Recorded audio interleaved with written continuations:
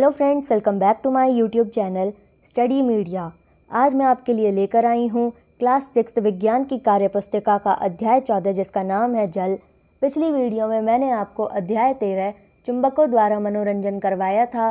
अगर आप मेरे चैनल पर नए हैं और अभी तक आपने मेरे चैनल को सब्सक्राइब नहीं किया है तो प्लीज़ मेरे चैनल को सब्सक्राइब कर लें।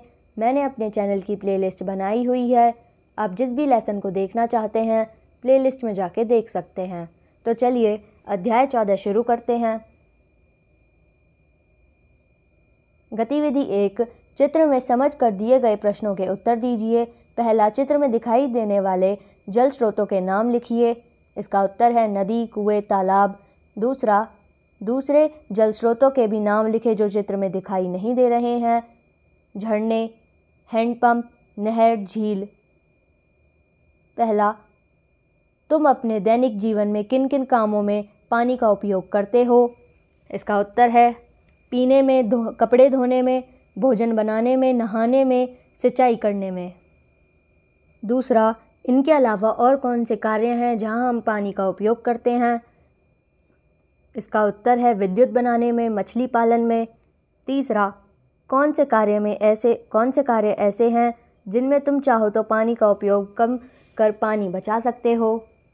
इसका उत्तर है घर के बेकार पानी को बगीचे में प्रयोग करके। ब्रश करते समय तथा मुंह धोते समय नल खुला न रखें। प्रश्न 2, पहला, तुम्हारी माँ कपड़े धोकर उन्हें सूखने के लिए धूप में डालती है, उस प्रक्रिया का नाम बताओ जो कपड़े को सुखाने में मदद करती है। इसका उत्तर है वाष्पन।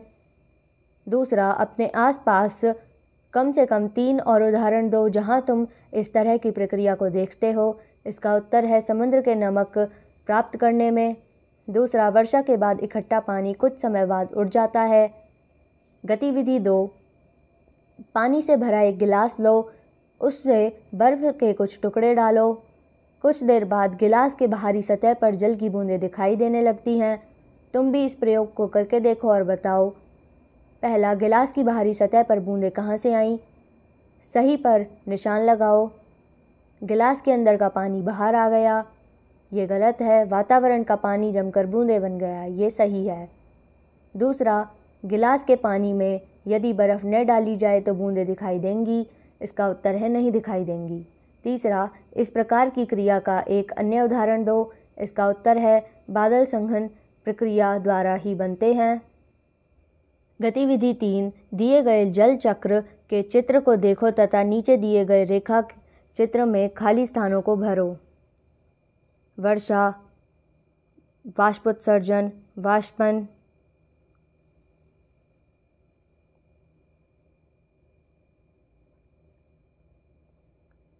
बादल, वर्षा, पेड़ पौधे, नदियाँ, समुद्र, वाष्पन, संघनन। गतिविधि 4, जल की बचत के विषय पर 2 नारे लिखो। उदाहरण, जल एक कार्य अनेक, जल ही जीवन है, जल है तो कल है।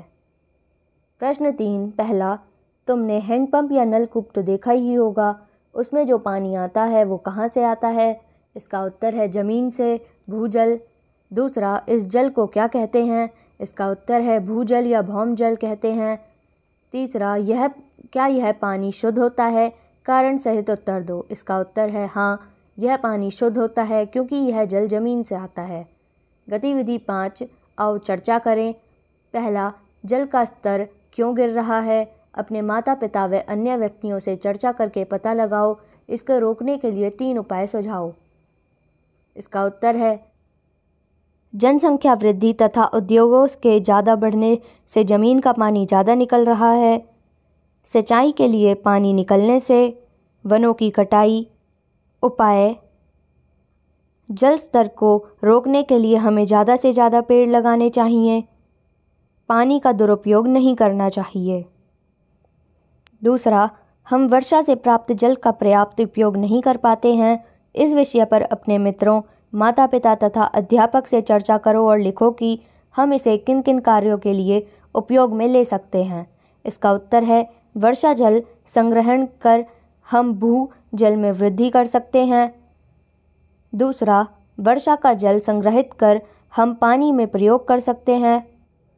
गतिविधि 7, आओ पता करें। पहला, तुम्हारे स्कूल में पीने का पानी कहाँ से लाया जाता है और कैसे रखा जाता है?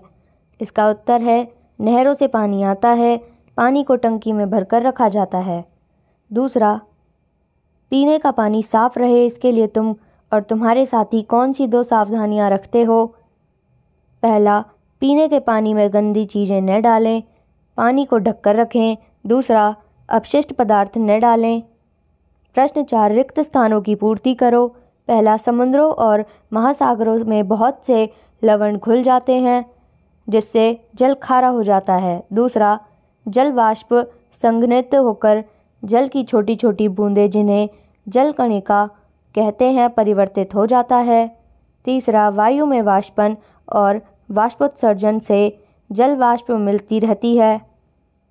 चौथा, भारी वर्षा से नदियाँ, झीलें तथा तालाबों और कुओं में जल का स्तर बढ़ जाता है।